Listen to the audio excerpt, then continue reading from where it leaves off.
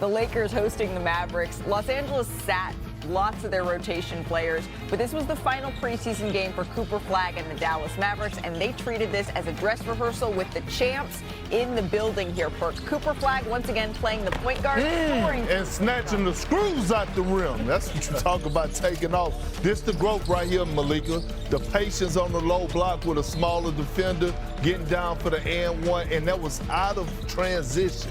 Blocking shots. Look at him. Look at him sprint the floor. Sprinting the floor here. And shooting that tray ball with confidence. And they're going to need him to hit that three for the floor spacing with this enormous lineup here. So much depth. Right here, the Mavericks getting out in transition. Cooper Flagg leaks out for the slam. He finished with 13 points, 5 of 11 shooting. The Mavs get the preseason win to close things out. So we're going to have to wait to see what Cooper's going to look like in the regular season, but we don't have to wait to go in the bonus on his preseason. So let's start with the good. Cooper's consistent scoring. He's got to double figures in all 4 games, and even though he only played 87 minutes, his output would be about 19 a game if he were averaging over 30 minutes, okay? You got that? Now for the room for improvement. The spacing, a little bit of a question here for Dallas. Flagg struggled from outside. He made just 4 of his 13 three-pointers, which is something to monitor heading into the regular season. But despite the mixed shooting numbers, he took care of the ball pretty well. He had 11 assists to 5 turnovers and went 3 games without recording a giveaway. Here's how Jason Kidd saw Flagg's progress. I think defensively is fine. I think offensively we can get a little stagnant because we have so many mismatches, and so to play one-on-one, and that's not who we are. We want to cut, we want to use the pass, and we just didn't do that in that first 6 minutes. He's got to keep an index of who got shots, what was the last shot, and that'll come with reps. But I think he's done an incredible job of handling the situation, of running the team. And the other thing that I think that has gone unnoticed is that his teammates enjoy him running the team.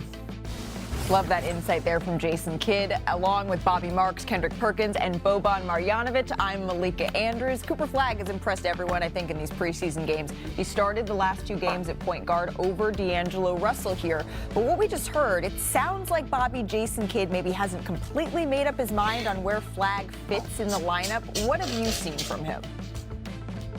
Yeah, I mean, I would probably give it an incomplete right now, just going back from Summer League to right now. I think the beauty of where Dallas is, as we've talked about their depth, it gives Jason Kidd so many different lineups to experiment. And I think the best thing for Dallas, don't be afraid to fail experimenting with lineups. That means whether it be starting D'Angelo Russell or starting PJ Washington. I just go back to that Oklahoma City team that won the championship. Last year, Malika, they started 30 different starting lineups. And did you know the one they used the most didn't even start during the playoffs here? Certainly the Chet Holmgren injury played a role here, but yeah. I do like what I've seen with Cooper with the ball in his hand. I do agree with Jason as far as from a spacing standpoint, but that's figuring out who you are as a team. Look, they're going to be one of the better, or if not the best defensive team in the league, in my opinion. Now, the problem on the other hand is they got to make shots, right? Anthony Davis, he wants to play the forward position. He's going to have to knock down and shoot threes at a high rate. Cooper, obviously, you highlighted that's room for improvement there as well. But Klay Thompson, PJ Washington, they're going to have to knock down shots at a consistent rate. Because even last night we saw in the game with the Lakers, the reason that they had trouble scoring is because JJ went 2-3 zone. He was like, y'all not going to live in the paint. Y'all got to make outside shots. So, again, yes, they're going to defend at a high level. They're going to get transition baskets. The concern comes in is when they get in the half-court set, can they make wide-open shots? Right. When Anthony Davis is playing the 4, when he's playing the 5, you have a little bit more of that stretching the floor. But while he's playing the 4 here, Bobby, which we know is his preferred position, how do they maximize this lineup? What is this lineup at its best, knowing that we're not going to get Kyrie Irving at least for the early part of the season, if not at all? Well, you know how you maximize it on the defensive end. I mean, did you see how big this team is last night when you basically had Cooper at point guard, who's 6'8", 6'9", and then PJ and the 2 7-footers with AD and Derek Lively? I think that I think that will allow them to get out and run a little bit more, open up the offense here based on what they do on defense. And defense is the vision, right? That's what Nico Harrison was preaching when he made the trade for Luka Doncic and brought in Anthony Davis. But at the end of the day, you're asking, although Cooper Flagg has been tremendous, he's been sensational in the preseason, you're asking an 18-year-old kid, the youngest player in the NBA, to come in, to play out of his normal position, to try organizing the offense and having the ball in your hands a whole lot more for a team that going to the finals isn't enough. You have to win it all, and that is a huge task to put on an 18-year-old's shoulders. What were you doing when you were 18, Boban? When I was 18, I played World Championship with Steph Curry. It was really long time ago. People really don't blame. When you have 18 year, you try to make mistake. You will make mistake. You always make mistake. Yeah. It's a part of the life. When you work, it's you make mistake. Everybody make mistake, and he's super young.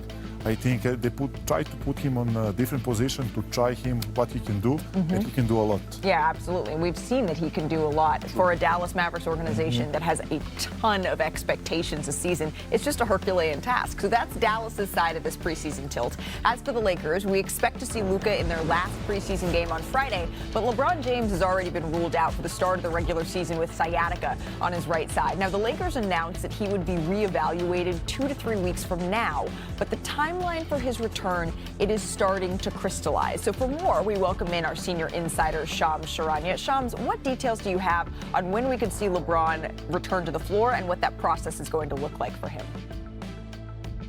Malik, I'm told LeBron and the Lakers are beginning to look at around mid-November as a realistic potential return and debut for him. October 30th is the soonest they're going to officially reevaluate LeBron James, but it's expected he's going to need some time, probably a couple weeks, 3 weeks after that point.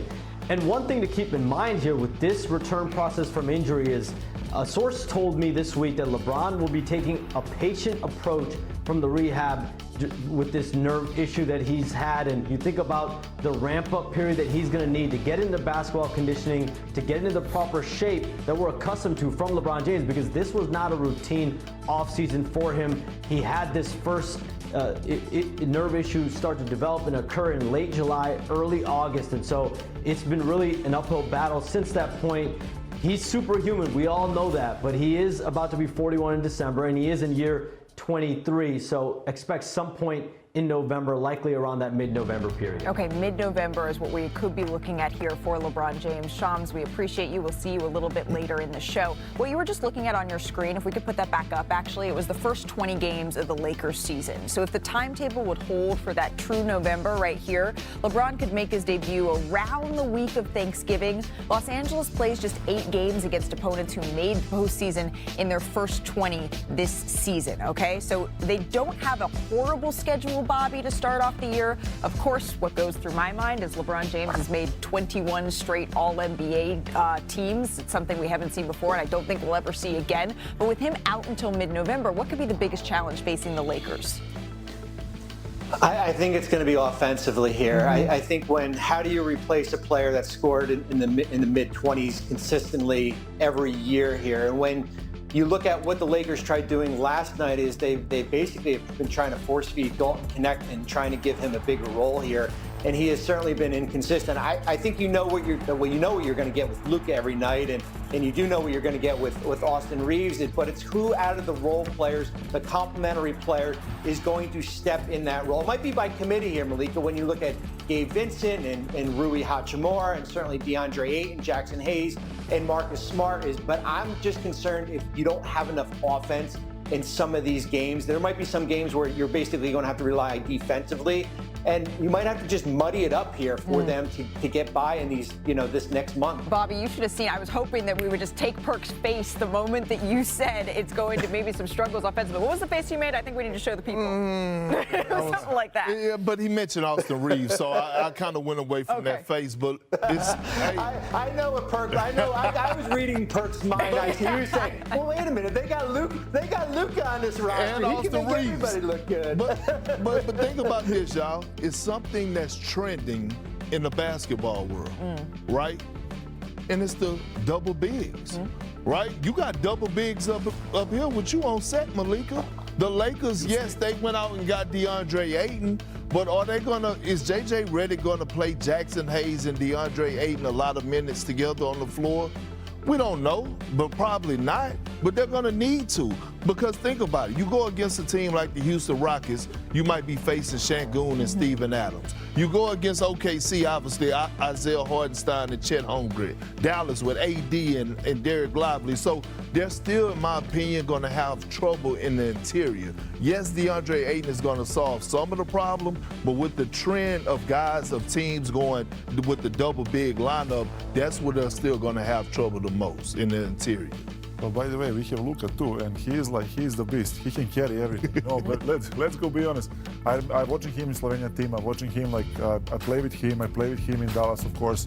And I watched him other day how he looked against Phoenix. Like he looked really good. Like, you know, like how he moving, how he react, like how he enjoy, how he smile. He's the winner every time, because we are friends. I know when we play some like small stupid games, he want to win every time. Never mind what kind of game is that. Like some stupid random game that nobody cares. He cares. He's the winner and he can do it. And it's like this who he is. And they have good team to win the games. The table is set. The table is set for Luka not only to put his name back in the MVP conversation, but also to go win the scoring title. The table is set for him to do it. I have no concerns about what Luka Doncic can bring after what we've seen. And J.J. Redick has said that he expects this final preseason game on Friday to be a dress rehearsal for the Los Angeles Lakers. So they're going to play their guys. It's going to be as close to a sample. Yeah, as close to a sample as we're going to get. Did he use AI? In the